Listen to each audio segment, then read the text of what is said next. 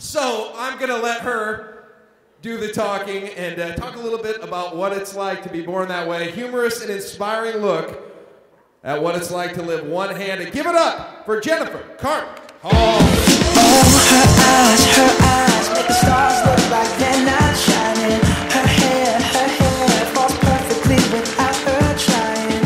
She's so beautiful, and I tell her every day. What would it be like to be asked a question by someone you just met? Hello, sir. Nice to meet you. Say, if you don't mind, what happened to your ear? Oh, ma'am, I'm sorry, I know it's kind of personal, but I couldn't help but notice, so what exactly happened to your hair? And back, what's going on with that nose? Now imagine what it would be like to be asked the same question by virtually every person you met your entire life. That's my story. I was born one-handed. Yep, I am the one-handed version of awesome. And I was asked the question, what seemed like 100 million times, what happened to your arm? And not only did I get asked the question, I didn't have an answer.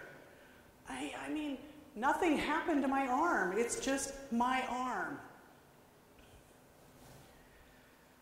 You know, a lot of our self-esteem is built on the way we're perceived in the world. And growing up in a small rural town in Iowa, it seemed to me that everybody I met thought there was something wrong with me and needed to know why. It definitely affected my self-esteem. So you're probably kicking yourself now, thinking of all the times you've asked somebody the question, what happened to you? So let me sort it out for you. You can't do anything about the fact that you're naturally curious, and you certainly can't change the fact that you're not the first person to ask the question. But you can be sensitive to the feelings of the person you're asking. Think about it. You may be asking this person to think about a time that's very difficult or painful in their life. Ask yourself if this is a convenient time for the person to be answering the question. Don't be like the lady in the restaurant who saw me across the room as I was putting a winter coat on my toddler.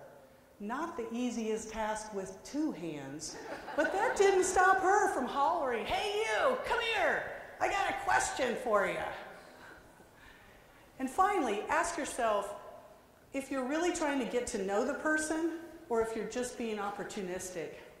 It just so happens that a woman in the Chicago airport just a couple of weeks ago was kind enough to give me additional material for tonight's talk. It wasn't 10 seconds into the conversation she struck up with me that she said to me, "I can't help but notice, so if you don't mind me asking, what happened to your arm?" I politely answered that I was born one-handed, and then I thought to myself, what would it be like if I said to her, "I can't help but notice you're wearing a wedding ring, so did you sleep with your husband before you were married or wait till the wedding night?"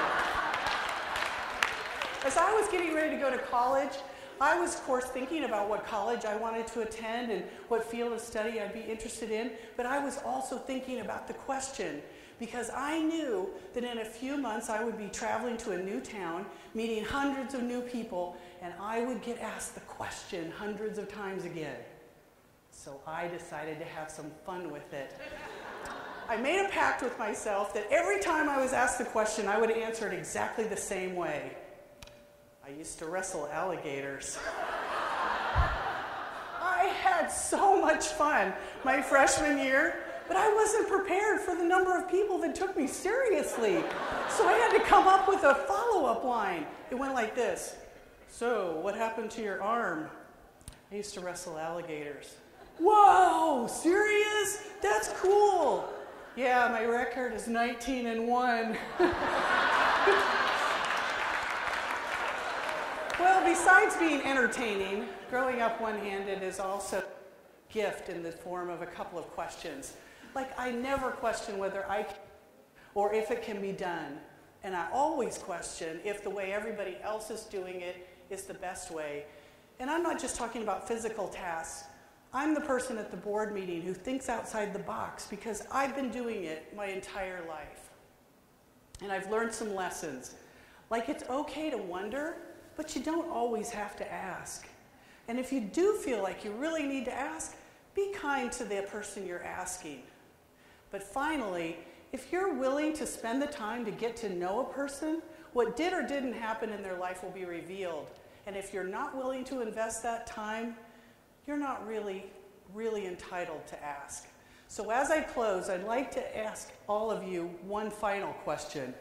How has the last 5 minutes changed your perspective, and how will you treat people differently? That's a question we all should ask.